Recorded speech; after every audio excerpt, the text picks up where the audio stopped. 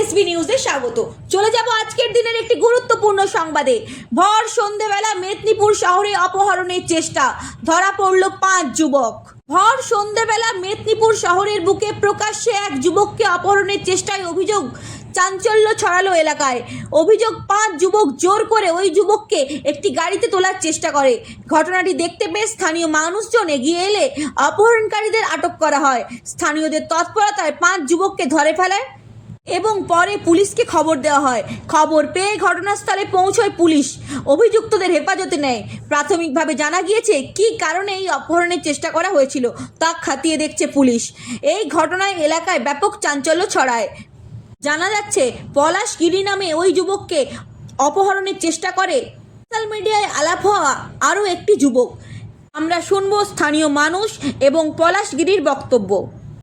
সব থেকে আশ্চর্যজনক ব্যাপার হলো, যেই গাড়িটিতে করে অপহরণকারীরা অপহরণ করতে এসেছিলেন সেই গাড়িটি সরকারি কাজে ব্যবহৃত গাড়ি। কিভাবে অপহরণকারীদের কাছে এই গাড়ি পৌঁছয় তা নিয়ে তদন্ত করছে পুলিশ। মেদিনীপুর থেকে শুভ্র সিংহ মহাপাত্রের রিপোর্ট, এসবি নিউজ বাংলা। অবশ্যই আমাদের চ্যানেলটি সাবস্ক্রাইব করে পাশে থাকুন। অপহরণকারীরা কাদা লাগিয়ে গাড়ির নাম্বার প্লেটটি লুকোনোর চেষ্টা করে।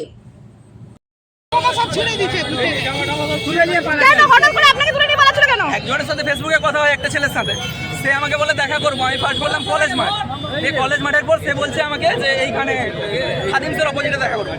আমি এখানে এসে সাইকেল নিয়ে দাঁড়িয়েছি। দাঁড়ানোর পর একটা ছেলে এলো। একটা ছেলে এসে আমাকে বলছে যে আমার সাইকেলের চাবিটা অটো সে খুলে নিয়েছে। আমার সাইকেলের পেছনে বসে খুলে নেওয়ার পরে একটা ছেলে রীতিমতো অ্যাক্টিং করছে, এই পেছনে একটা বাইকের বসেছিল।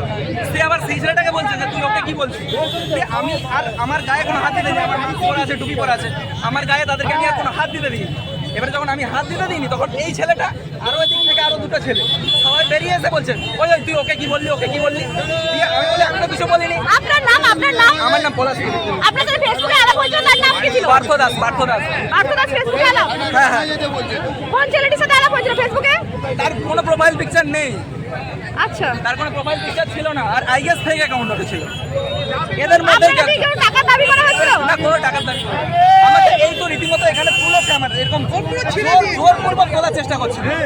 আমি ছুটে বেরিয়েছি, আমি বাঁচাও বলে ছুটে বেরিয়েছি, এরকম ভাবে তুলেছে আমাকে। আমি এই রাস্তা দিয়ে যাচ্ছিলাম, ওই ছেলেটাকে 3 জনে মিলে টেনে গাড়িতে তুলছে। কোন ছেলেটাকে? ছেলেটা ওই যে এখানেই আছে। আচ্ছা আচ্ছা, আপনি বলুন। তারপরে হচ্ছে আমি তখন দুজনকে ডেকে বলছি, ভাই দেখো ওই ছেলেটাকে কেউ সবাই মিলে তুলছে গাড়িতে। তখন দুজন ছুটে গেছে, তখন একটা ছেলে ছুটে পালিয়ে গেছে, আর বাকিরা হচ্ছে ওদেরকে ধরেছে ছুটে। আমাদের ক্লাবের ছেলেগুলো ছিল এই এলাকায়, তারা গিয়ে ধরেছে। আচ্ছা, কাকে ধরেছিল? ফেসটা কিন্তু দেখাবেন না। দেখে একটু দেখে। আমার আমরা কিন্তু যদি কোনো সেফটি কিছু হবে না। ফেসটা হাইড করবেন।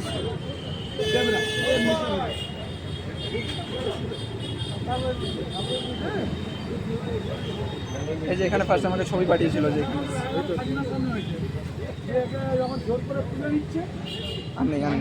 নাম্বার টাম্বার নেই এখানে। না এখানে কল হলে যে এখানে নাম্বার টাম্বার কিছু নেই।